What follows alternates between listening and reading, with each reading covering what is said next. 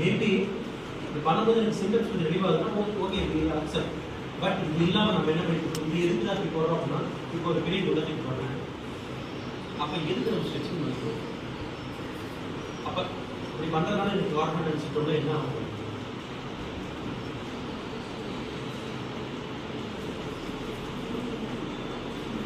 வெடிசில் ஆகும் இல்லையா?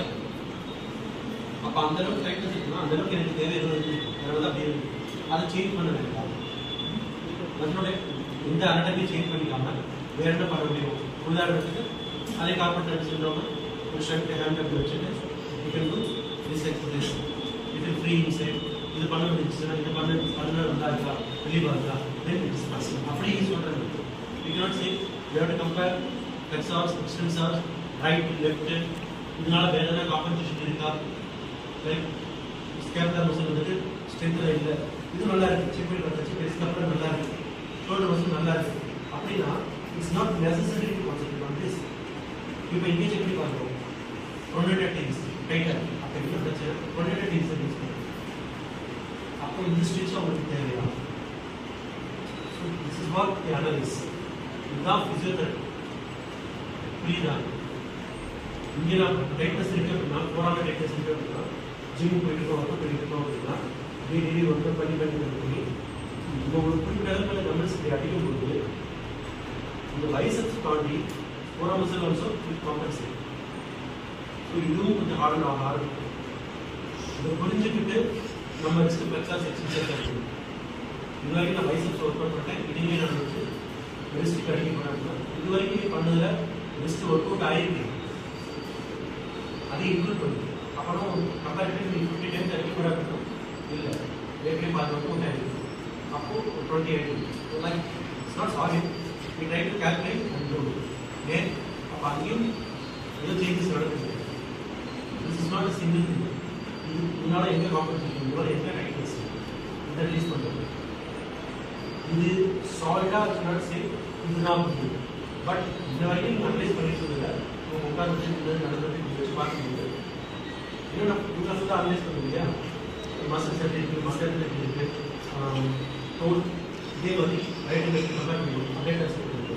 இதே மாதிரி ஐடி பண்ணிருக்கு, முட்டியை வட்டி பண்ணிருக்கு. அண்ட் என்னென்ன சொல்லி நீங்கள் வீட்டில் ஆக்ஸ் பண்ணிருக்கு. இது கூட சேர்ந்து ஒரு முக்கியமான கொஸ்டின் இது இருக்கு இல்லையா? ஸோ அடிக்கடி urinary infection, urinary tract infection வருதா அப்படிங்கிற கொஸ்டின் கேட்கணும். மூட்டு வலி இருக்குதா, இதெல்லாம் கேட்டு முடிச்சுட்டு அண்ட் எப்படி ஆஸ்பிட்டல் கேட்குறது அந்த மந்த்லி விஷயங்கள் கேட்கும். ஸோ இதெல்லாமே கோரிலேட் ஆகுது அப்படின்னா ரைட்டு கண்ட்ரோல் பண்ணிடுச்சு.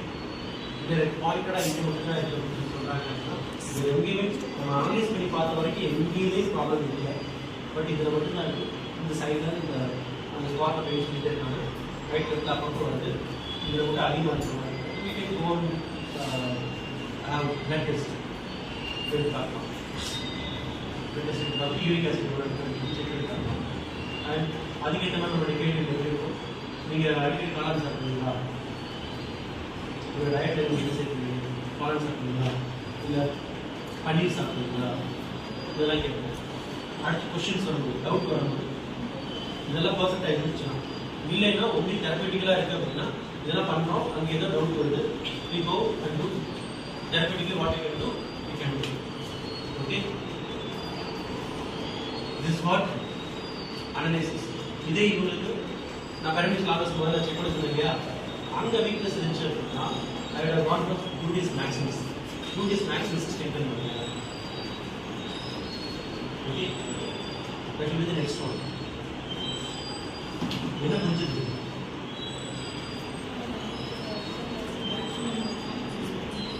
இவ்வளோ நேரம் பேசுனது என்ன புரிஞ்சுது? இதெல்லாம் பண்ணணும், இதெல்லாம் பண்ணணும். அப்போது நம்ம சாலிடாக ஒரு அசஸ்மெண்ட் நம்ம படிக்கணும். அதனால என்ன கிடைக்கும்?